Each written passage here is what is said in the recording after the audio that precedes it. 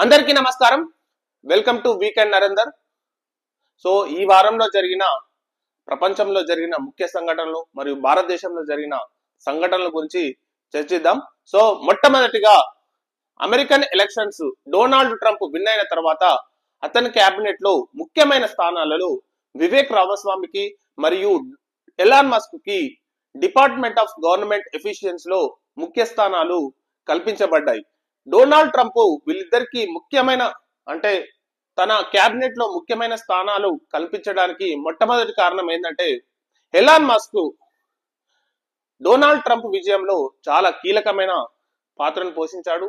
మరి వివేక్ రామస్వామి కూడా Donald Trump కు చాలా నమ్మదగిన వ్యక్తిలాగా అతని విజయానికి దోహదపడ్డాడని చెప్పి వీళ్ళిద్దరికి ఎలాన్ మస్క్ మరియు వివేక్ రామస్వామికి department of government of efficiency లో చాలా ముఖ్య స్థానాలు కేటాయించారు. సో వీళ్ళ ప్రకారం ఎలాన్ మస్క్ అభిప్రాయం ప్రకారం దిగజారిన అమెరికన్ ఆర్థిక వ్యవస్థను పునరుద్ధరించాలంటే చాలా సంస్కరణలు చేయాల్సిన అవసరం ఉందని చెప్పి ఎలాన్ మస్క్ అభిప్రాయపడ్డాడు.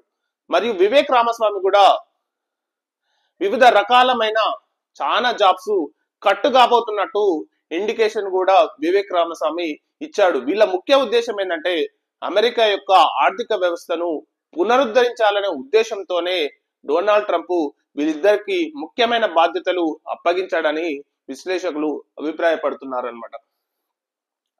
సో ఇంకా డొనాల్డ్ ట్రంప్ గెలిచిన తర్వాత ప్రపంచ దేశాలలో రాజకీయాలు ఎలా మారబోతున్నాయి అన్నదానికి ముఖ్యమైన సూచిక ఏంటంటే ఉక్రెయిన్ అంటే రష్యా మరియు ఉక్రెయిన్ యుద్ధం జరుగుతున్న నేపథ్యంలో జెలెన్స్కీ ఉక్రెయిన్ ప్రెసిడెంట్ జెలెన్స్కీ ఏమని అభిప్రాయపడుతున్నాడంటే డొనాల్డ్ ట్రంప్ రష్యా మరియు ఉక్రెయిన్ మధ్య యుద్ధం నివారించడానికి కృషి చేయాలని చెప్పి డొనాల్డ్ ట్రంప్ కు రిక్వెస్ట్ కూడా చేస్తున్నాడు. సో డొనాల్డ్ ట్రంప్ కూడా ఇదే అభిప్రాయంతో ఉన్నాడు. వీళ్ళిద్దరి మధ్య యుద్ధం ఆపడానికి తన శాయశక్తుల కృషి చేస్తానని చెప్పి డొనాల్డ్ ట్రంప్ కూడా అభిప్రాయపడుతున్నాడు అనమాట.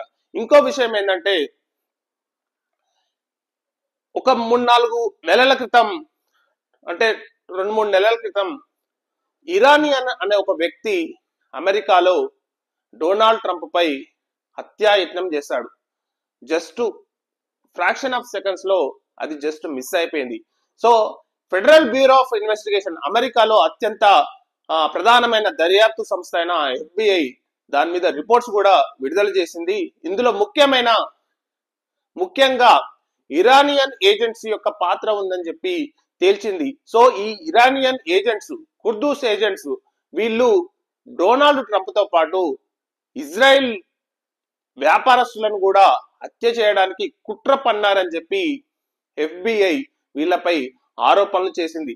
వీళ్ళకి సంబంధించిన వ్యక్తులను కూడా FBI అరెస్ట్ చేసింది. సో ఇది ఇలా ఉండగా ఎలాన్ మస్క్ ఇరాన్ రాయబారితోని సమావేశమయ్యాడు. సో సమావేశమయ్యి ఇరాన్ తో సంప్రదింపులు జరుపుతున్నట్టు ఇరాన్ పై కొన్ని ఆంక్షలు ఎత్తివేయాలని చెప్పి కోరుతున్నట్టు కూడా ఎలాన్ మస్క్ ట్రంప్ ను కోరుతున్నట్టు కూడా చాలా మంది అభిప్రాయపడుతున్నారు అనమాట. సో ఇది మేజర్ గా ఈ వీక్ లో జరిగిన అమెరికాలో జరిగిన రాజకీయాలు అనమాట. నెక్స్ట్ మన దేశంకి వస్తే జనరల్ గా మీరు ఇక్కడ చూడొచ్చు Pinaka multi barrel rocket system. భారతదేశం ఆయుధాలను దిగుమతి చేసుకునే దేశంలో ప్రపంచంలో దాదాపు ఒక టాప్ 10 ప్లేస్ లో ఉంటది. ఎందుకంటే మనము ఆయుధాలను ఎక్కువ దిగుమతి చేసుకుంటాం కానీ ఎక్స్పోర్ట్ చేయమన్నమాట. మన దేశం ఆయుధాల దిగుమతిలో ఎక్కువగా రష్యాపై ఆధారపడుతుంది, తర్వాత ఫ్రాన్స్ పై ఆధారపడుతుంది. సో మీకు అందరికి తెలిసిందే ఫ్రాన్స్ మొన్నగానే ఫ్రాన్స్ నుంచి రఫాల్ ఫైటర్ జెట్స్ మరియు సబ్మెరైన్ సిస్టము మరియు రాడార్ సిస్టము ఇట్లాంటి డిఫెన్స్ కు సంబంధించిన రక్షణ శాఖకు సంబంధించిన చాలా విషయాలలో ఫ్రాన్స్ లోని అగ్రిమెంట్ జరిగిందనమాట. ఇక్కడ ఒక గమనించాల్సిన విషయం ఏంటంటే ఫ్రాన్స్ దేశం మన దేశంలో తయారైన Pinaka multi barrel rocket launcher system మీద చాలా ఇంట్రెస్ట్ చూపుతుంది. వాటిని బై చేయడానికి అగ్రిమెంట్ చేసుకోవడానికి ఫ్రాన్స్ డిఫెన్స్ ప్రతినిధులు ఇండియా వచ్చి ఇండియా డిఫెన్స్ ప్రతినిధులతో చర్చిస్తున్నారన్నమాట. సో ఇదొక ముఖ్య విషయం ఏంటంటే Pinaka multi barrel rocket system.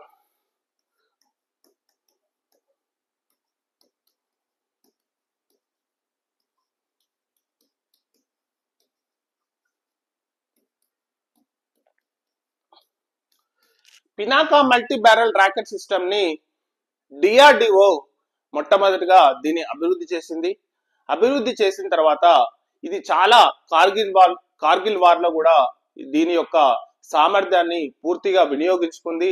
తర్వాత ఈ సిస్టమ్ ను, ఈ Pinaka multi barrel rocket system ను అర్మేనియా కూడా మన దేశం నుంచి తయారైన ఈ సిస్టమ్ ను అర్మేనియా కూడా అగ్రిమెంట్ ద్వారా వాళ్ళకి ఇవ్వడం జరుగుతుంది, వాళ్ళతో డీల్ కూడా జరుగుతుంది. ఇట్లాంటి సిస్టమ్ ను ఫ్రాన్స్ డిఫెన్స్ ప్రతినిధులు చాలా ఇంట్రెస్ట్ చూపుతున్నారు. సో మనం ఇక్కడ గమనించాల్సిన విషయం ఏంటంటే ఇప్పటి వరకు మనం ఆయుధాలు దిగుమతి చేసుకున్నాం కానీ ఎగుమతి చేయలేదు. కానీ మొట్టమొదటిసారిగా మనం ఈ పినాకా సిస్టమ్ ను ఎగుమతి చేసే అవకాశాన్ని మన ప్రతినిధులు అనేది కలగజేస్తున్నారు అనమాట. మేజర్ గా ఫ్రాన్స్ అనేది బై చేసే అవకాశం ఉంది. ఎందుకంటే మీకు అందరికీ తెలిసిందే ఫ్రాన్స్ డిఫెన్స్ సిస్టమ్ లో టాప్ 5 లో ఉంటది.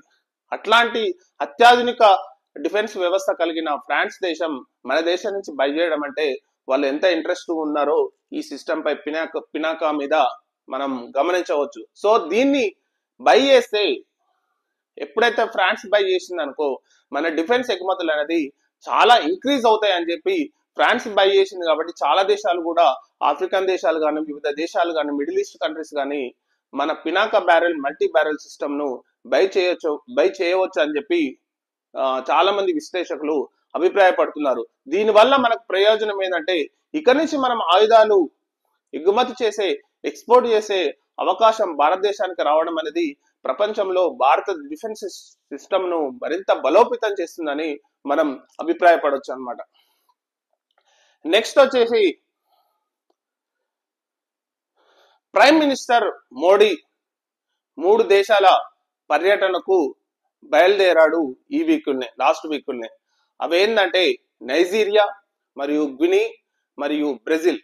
మీకు అందరికీ తెలిసిందే బ్రెజిల్ కు మాత్రం G20 సమావేశాలకు హాజరు కావాల్సి ఉంది. ఎందుకంటే ప్రతి సంవత్సరం గ్రూప్ ఆఫ్ 20 G20 సమావేశాలు ఈ G20 కంట్రీస్ లో జరుగుతూ ఉంటాయి. మీరు ఒకటి గమనించవచ్చు, లాస్ట్ ఇయర్ G20 సమావేశాలు మన న్యూఢిల్లీలో వికసిత్ భారత్ మండపంతో ఆ మండపంలో ఈ G20 సమావేశాలు భారతదేశంలో జరిగాయి. ఇప్పుడు ఈ టర్మ్కి వచ్చేసి బ్రెజిల్లో జరుగుతున్నాయి. సో కంపల్సరీ మన prime minister group of 20 G20 సమావేశాలకు హాజరు కాబోతున్నాడు కూడా. సో అంతకంటే ముందుగా నైజీరియాకు, అంటే దాదాపు 17 సంవత్సరాల తర్వాత భారత ప్రైమ్ మినిస్టర్ అడుగుపెట్టిన దేశం అన్నమాట నైజీరియాకు. ఈ మధ్య కాలంలో ఎవరు విజిట్ కాలేదు, దాదాపు 17 సంవత్సరాలు అవుతుంది. సో ఈ 17 సంవత్సరాల తర్వాత భారతదేశ ప్రైమ్ మినిస్టర్ నైజీరియాలో పర్యటిస్తున్నాడు. మీకు అందరికీ తెలిసిందే భారతదేశంలోని చాలా కంపెనీస్ నైజీరియాలో ఇన్వెస్ట్మెంట్ చేశాయి. దాదాపు 200 కంపెనీస్ నైజీరియాలో ఇన్వెస్ట్మెంట్ చేశాయి. మనకు అంటే నైజీరియాకు భారత్ కు రిలేషన్స్ అనేది చాలా ఎన్నో ఏళ్లుగా ఉన్నది. సో స్నేహపూర్వక సంబంధాలు కూడా నైజీరియా మరి భారత్ కు ఉన్నాయి. సో వాటిని మరింత బలోపేతం చేయడానికి ప్రైమ్ మినిస్టర్ మోడీ నైజీరియా పర్యటనకు వెళ్ళాడు. నైజీరియా ప్రెసిడెంట్ అయిన టింబుతో సమావేశం కూడా అయ్యారు. సమావేశం అయ్యి కొన్ని రకాల అగ్రిమెంట్స్ కూడా కుదుర్చుకునే అవకాశం ఉంది.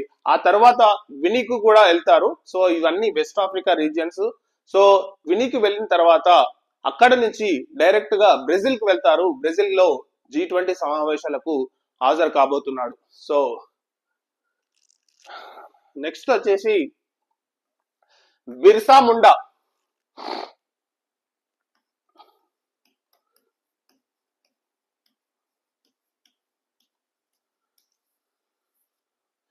బిర్సా ముండా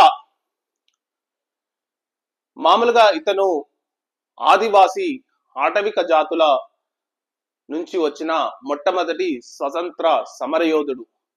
ఈ బిర్సా ముండా గురించి ఆజాదీ కా అమృత్ మహోత్సవాలలో కూడా అంటే దాదాపు చాలా రోజుల తర్వాత అంటే ఆదివాసీలలో స్వతంత్ర సమరయోధులను ఈ బీజేపీ గవర్నమెంట్ గుర్తించింది అనమాట బిర్సా ముండా. సో అతని జయంతి ఉత్సవాలను కూడా లాస్ట్ వీక్ అంటే నవంబర్ 15 రోజు జరిగాయి.